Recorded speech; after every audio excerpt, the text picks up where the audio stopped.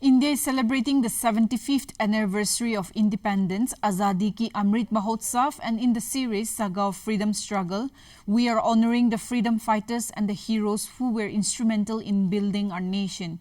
In tonight's episode, let us delve into the efforts of Kumarappa, his fight for our independence.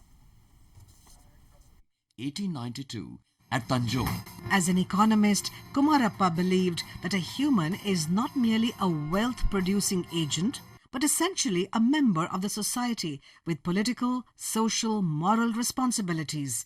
His essays drew the attention of Mahatma Gandhi, who turned him into a constructive worker. At the Karachi session of Congress in 1931, Kumarappa was chosen as the convener of a select committee to study the details of the financial obligation between Britain and India.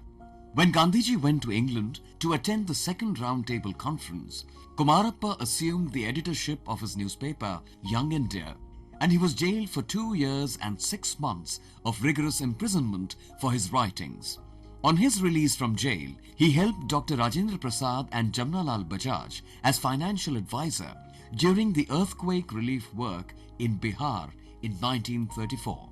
In 1942, Kumarappa was again jailed for his article, Stone for Bread. While in prison, he wrote 2 books, Practice and Precepts of Jesus and The Economy of Permanence. Mahatma Gandhi wrote forewords for both these books. In 1946, he formulated an elaborate scheme for rural upliftment based on the principles of self-reliance. In 1948, when Mahatma Gandhi was assassinated, Kumarappa was so shocked that he lost vision of both his eyes. Fortunately, he regained his sight after a couple of days. In the post-independence period, Kumarappa travelled on various missions across the globe for the national cause. Later, he retired from political life and settled down at Gandhi Niketan in Madurai district.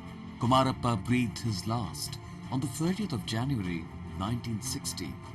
We salute the great nationalist. We also remember nationalist Maulana Muhammad Ali Jauhar, who died on the 4th of January 1931. Born in Rampur, Uttar Pradesh, on the 10th of December 1878. He was a staunch supporter of India's independence and a torchbearer of the Khilafat movement. He led a delegation to London for the Khilafat movement in 1920. On his return from England, he established Jamia Millia Islamia in 1920 at Aligarh, which was later shifted to Delhi. Initially a member of the Muslim League, Jauhar joined the Indian National Congress in 1919 and became its national president in 1923. In 1930, he participated in the Roundtable Conference despite his ill health, where he gave his famous statement, "Either give me freedom or give me a 2 yards place for my grave. I do not want to go back to a slave country." These words proved true, and he died on the 4th of January 1931 in London. Establishment of Maulana Muhammad Ali Jauhar University in his native town is a humble tribute to this great son of Rampur. We also remember freedom fighter Vishnu Dattatreya Chitale, who was born on the 4th of January 1906 in Kolhapur, Maharashtra.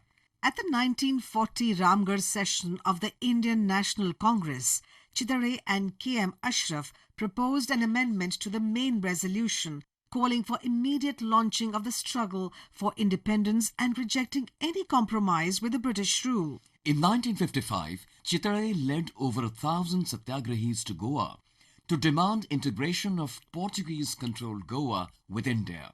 Portuguese military forces opened fire, injuring Chitale among many others. Chitale later served as the member of the Bombay Legislative Assembly from 1957 till his death in 1961. We salute the great nationalist.